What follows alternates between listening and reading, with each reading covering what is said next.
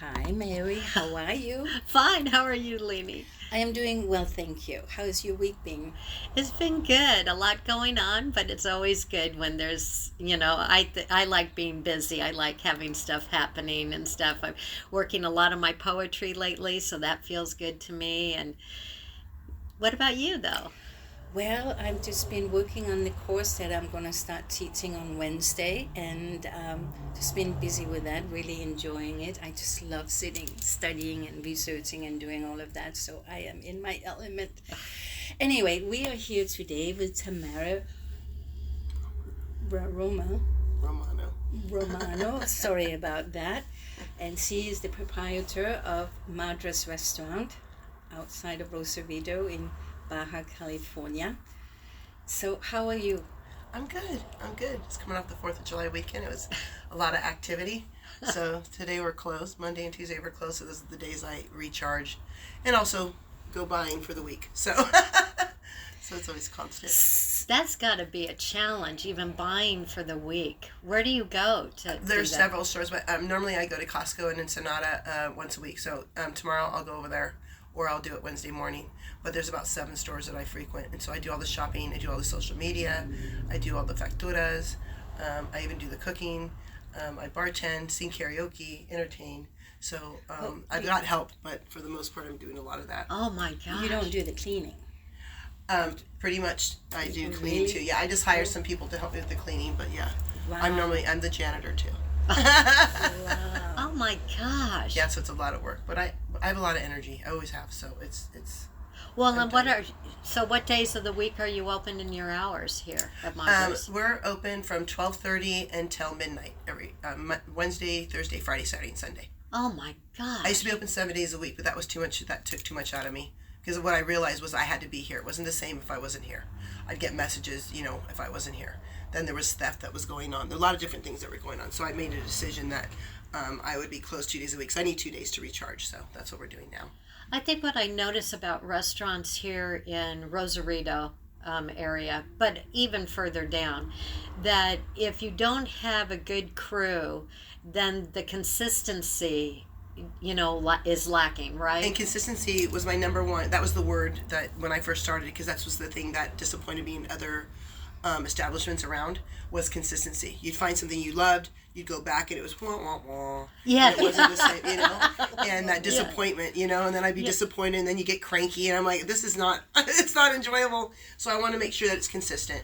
So with me being here, as much as I have to be here until I find that perfect crew, and I've got, a couple of good people, but for the most part, if I'm not here, it's not running the same way. So I make sure that I'm here as much as possible. It's got to be hard finding that good crew. I think a It's lot whole of different restaurants thing. here have a a tough lot of people don't want to work. In the United States, I ran business in the United States, and so this has been a completely different challenge. Finding the right people, finding people that want to work, finding people. Being intoxicated on the job has been a problem. Oh, wow. People constantly drinking on the job. Hopefully not your liquor. That was happening, but now it's at least gone back to they're buying their own liquor.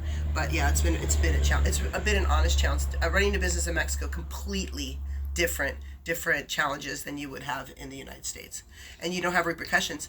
The labor laws in Mexico are incredible. So I've had employees that stole from me, and a lot. And they quit, and then next thing you know, I'm being summoned with a lawsuit for $6,000, them claiming that I fired them and they were making more than they had. So you have to be very, very careful about who you hire and how you hire. Make sure you have contracts, because they can steal you blind and then quit and still sue you. So Wow. it's really. Oh my gosh. Yeah, it was. I learned a lot. I've learned a lot in the last.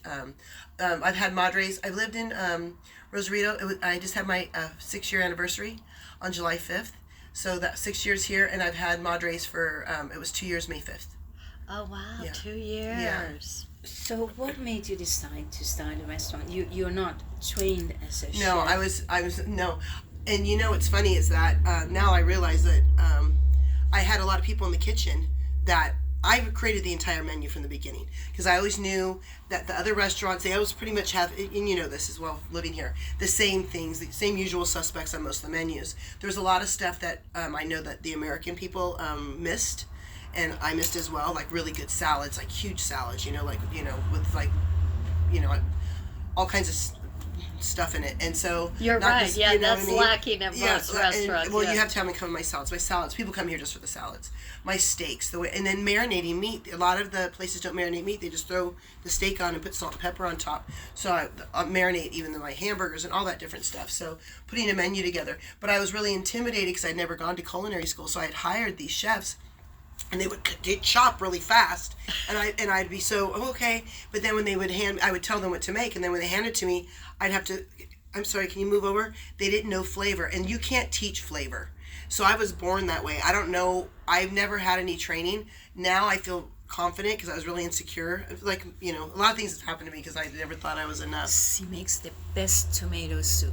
I make I'm Italian, so I make my marinara sauce every week. And so then I thought, because, my kids used to eat it out of a bowl. So I went, you know what, I'm going to make a creamy tomato soup out of it. So we add the cream to it. So I think, to be honest with you, everything on our menu, and I've been told this several times, is elevated.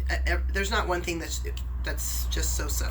Everything is going to be, very, very good, if not exceptional. So I've made sure of that. And now that I'm cooking, and food is love. And I've always said that food is love. So I put a lot of love into my food. And you are putting, and I know that might sound crazy, but you're putting your energy into people's food. That's right. And so it's an exchange of energy. So so that's why I think that sometimes you can taste that love. Or not sometimes, all the time. Oh, I believe that. I believe that. That's beautiful. And so I always wanted to. I was a loan officer for 25 years. I started supporting my family at the age of 13. I started working at 13. I've always been that, the kind of the pillar of the family. I raised 5 kids, gave birth to 3, adopted 2. So I always had like a tribe with me. So, but I always said, I never really got to choose what I wanted to do. I did loans. The money was very, very, very, very good. So how do you get away from that when I'm supporting so many people? But I have a creative side, and it didn't, I started doing public speaking to, when I was doing loans, and I would hold events, huge events for real estate agents by myself, and I'd cater events by myself, like, had parties and stuff in a snap, and it was really easy for me where that would overwhelm other people. So I guess I had a gift in that. What I always said to my kids, I go, if I could do anything I wanted, I'd have a bed and breakfast where people would be traveling, through, and they'd come and they'd stop, and I'd be able to talk to them and get to know people and feed them, and then they go off on their merry way. And so I always said that. When I first moved to Rosarito 6 years ago, over a series of events, my parents had lost their home. They had to move in with me, and then I had the house I was living in California. After they had just moved in, the owner wanted to sell it, and I had to be out in 30 days. Oh my God. So my parents, and I had a lung infection for 3 months, so I was always commissioned. I always had 3 months reserves at all times, but I didn't have 3 months reserves at this point because I'd been so sick. So I was sitting there and I was going, oh my gosh, what am I going to do, God? And God, I literally heard a voice going, you're going to move to Rosarito. I'm like, I'm not moving to Rosarito. I heard it again, you're moving to Rosarito. I'm not moving to Rosarito. But then I remembered I had just come from Rosarito for my 50th birthday, and I saw houses online, and there was one that was right in front of the water, and I said, I was paying $5,000 a month rent at the time. So I had said to my mom, can you believe you can live in front of the beach for $1,500 a month? Wouldn't that be crazy? So it came to me about the house that I had seen. So the next day I went and I secured the house. The move-in was $3,000. I moved my parents with me down here, and now they don't live with me anymore. They live still in Rosarito, but now they're on their own over in La Mission. But I found myself for the very first time in my life at 50 years old by myself. I had a sales team. I wrote books on, or not books, manuals on time management, and all of a sudden I'm just like, shh, and I'm like, what's going on? I'm all by myself. So I would take a walk every day. In Las Gaviotas, where I live, with actually our restaurant's right across from Las Gaviotas. It's one of the oldest neighborhoods here in Rosarito. It's been here since the 70s. The houses, which I love, the people that own those houses have been passed on to generation, so I get to meet really great people. But I take a walk every day, and I used to say 2 mantras. I used to say, and it just came to me, I used to say, I'm grateful to the universe for organizing itself in a way to bring me my heart's desires and use me for a higher purpose. Amen. And I told God, I didn't know what that meant. I just said, my heart is our hearts are so fleeting, right? It changes moment to moment. I go, you know what my true heart's desires is. So I've learned that you have to be very specific when you pray and ask for things. So I said, just give me my heart's desires. And I did this for 2 years. And then this location came available. And it was really strange because when I drove out of Las Gaviotas, because this place had been closed for quite a while, different places had tried to make it here and it didn't. And Las Gaviotas, I mean, you have a captive audience right there. Right. So when I saw that this place, it said for rent, and I stopped, the air got very still, eerily still, like thick almost in a way. And I knew at that moment, I go, that's meant for me. And so I called, it won't take up a lot of time explaining it, but I called, I met with the owner. In my real estate experience, I know how to negotiate a contract. So I said, okay, I want 5 years, first right of refusal, with only a 20% cap on what they can raise the rent. He agreed to everything, shook hands. And at that moment I was downstairs, and right after I shook hands, this man comes running in, and he had like a Porsche or some real expensive car. And then he comes in and he goes, are you the owner? I've been trying to get a hold of you. I want to rent this building. And I look, because, I had just agreed on $1,500 a month. He goes, I'll double whatever she offered you. Oh, geez. So I'm standing there, my eyes get really big, and I kind of took a breath, and thank God the owner looked and goes, I'm sorry, I just shook hands with her, so I'm going to go with her. And so so I just How and so wonderful. Yeah, but the unfortunate thing that happened, which wasn't unfortunate, because in hindsight, I was talking to Lenny about this the other day, was when you have challenges that arise, I've always looked at those challenges as opportunities to learn. And man, did I learn. And one of the things that I've learned since I've been here, I never thought I was enough. I think a lot of women go through that. Yes, but why did you feel that way when you were raising a family at that time and you were doing so much and were so successful? But I think because, your childhood, the way that I've always been overweight. Now I've accepted myself, but as a little kid, I was always called names. The way my mother, the relationship with my mother, always putting me down. I was constantly being put down. So I never thought I was enough. Deep down inside, even though I was achieving all this stuff. I think I kept achieving everything to be fun. Like, am I enough yet? Am I enough yet? Am I good now? Am I a good girl? Am I a good girl? Paying my parents' bills and all that, my mother still would be like, is that it? It was just that kind of rejection in a way. Well, abuse. I never really thought of it that way. But because I always just keep on going. So when I originally opened this place, there was a Mexican gal, that was losing her menudo place down the street. And I thought, I'll help her, because I felt bad. I've lost a business before, so I went over there, I had my arms around her. But deep down, she had restaurant experience. I just didn't think that I was enough. And so I was like, I wanted to do it with somebody so I wouldn't be alone. So she didn't have the monetary means or anything like that. So I said, why don't you come with me and we'll open this place? Little did I know, there was laws in Mexico that I was not made aware of, nor did she even offer up to tell me what those things were. So it was kind of a plot and a scheme from the very beginning, to be able to remove me from here. Oh. So when we came to sign the lease, the day that we came to sign the lease, which was February 14th, I did that on purpose because that's my favorite day of the year. I love love. I just love love. I'm in love with love, and I think that love heals the world. So as much love as you can give, and that's why I love in my food. And I know that I haven't made hats made. Love wins every single time. Be on the winning team. Oh. So I was with this gal, and we were signing the contract, and my name wasn't on the lease. And I stepped back and I go, why is my name not on this lease? Oh, because you're American. I go, well, I leased my property in Gaviotas, and I'm American. So that should have been, a red flag. flag. Yeah. So the next day they brought a lease with both our names, but she had one with just her name. Little did I know, unless you're a Mexican national and have your permanent residency, which I did not have, you cannot get the permits that you need.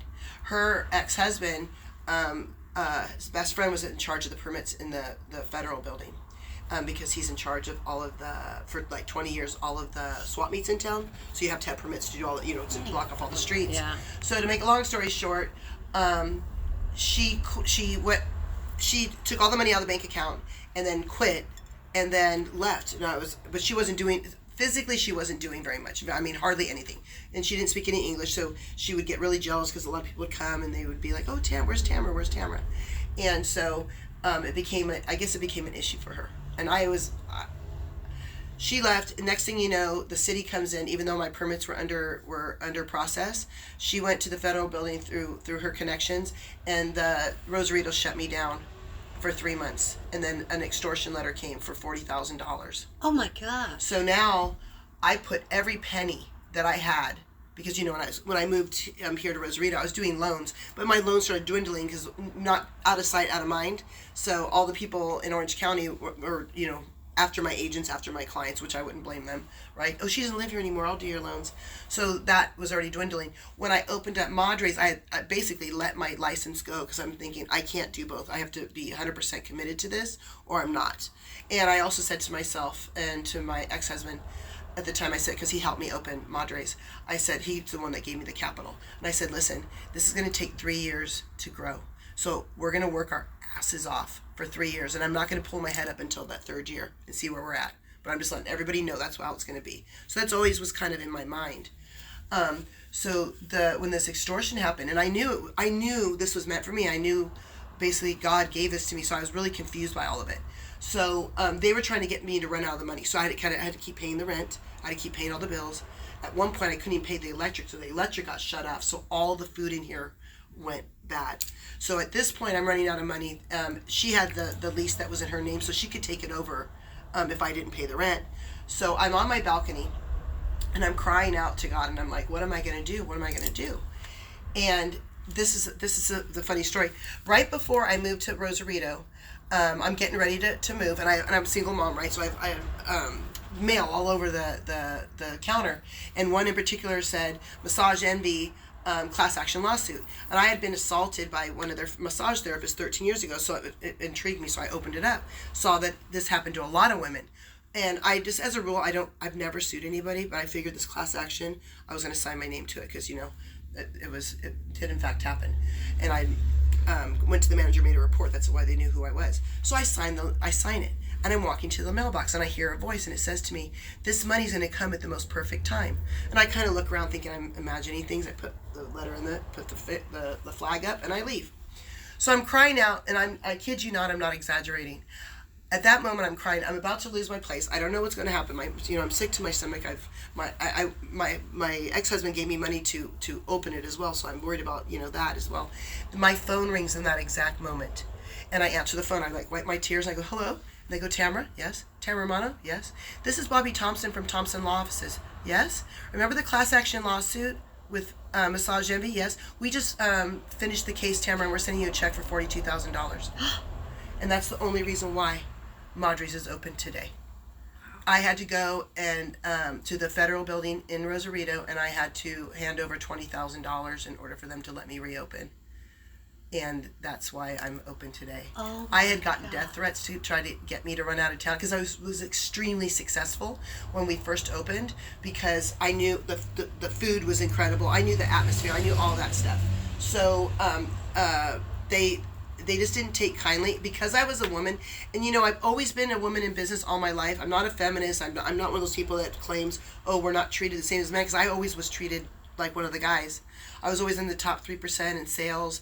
I did public speaking. I was always, when at the end of the month when we'd have our sales, contest, I'd always be with the guys smoking cigars. It would be me and all the guys. So when I came here, I figured I'm just one of the guys, and that's not the culture here, and I had to learn about the culture.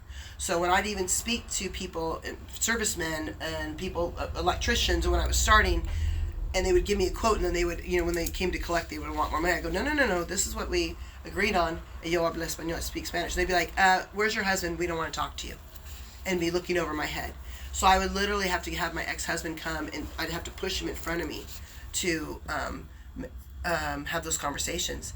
And so when an American woman came and opened up this location and was really successful, and I had no restaurant experience, so that really ticked off a lot of other proprietors in town, and I took a lot of business. They literally celebrated when I got shut down for those 3 months. The day they came in and shut me down, there was parties around town that were celebrating, and they put videos on me about me that were complete lies. Like what was actually happening to me, they were saying I was doing. So I would wake up, and then on Rosarito Living, there's 64,000 members. I would wake up and I would see all these comments and posts and all these lies that were saying about me, and I really and I'm thinking, what is going on? All I wanted to do was feed people and just be a messenger of love, and all this hate is coming. And so the challenge was, at that point, was I said, I will not let this change me. To this day, I never sought revenge. I was able to reopen, and that's when I made those hats. Love wins every single time, because it's true. Love wins every single time. I still, that girl that was involved in this and created all this with me, never sent her any hate mentally.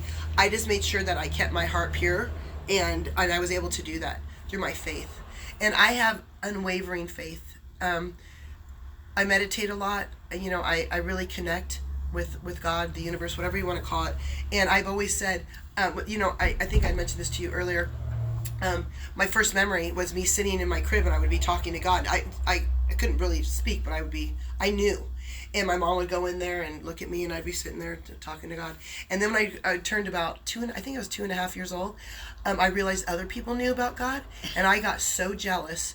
I couldn't believe it. I thought he was just mine. So I rectified that in my head at that point, and I just said, well, I'm his favorite, so I guess I'll share him. So I guess my mother's always said, the whole house could be coming down, and you're just... Because everything happens, and, you know, I think enough things have happened to me where I know that everything's going to be okay. Oh, you know, Tamara, everything's going to be okay. That is so beautiful, and your story has been so incredible. So I'm here every day. I'm not going to let this change me. I wake up every day, and I say to myself, shoulders back, head up. Yeah. Shoulders back, head up. And, wow. you know, tenacity is my middle name. And, you know, grit. You know, Angela Duckworth, she did a study. And she started this study with many people. I know I'm going to have to stop Okay. you just for a break. Okay. I really apologize.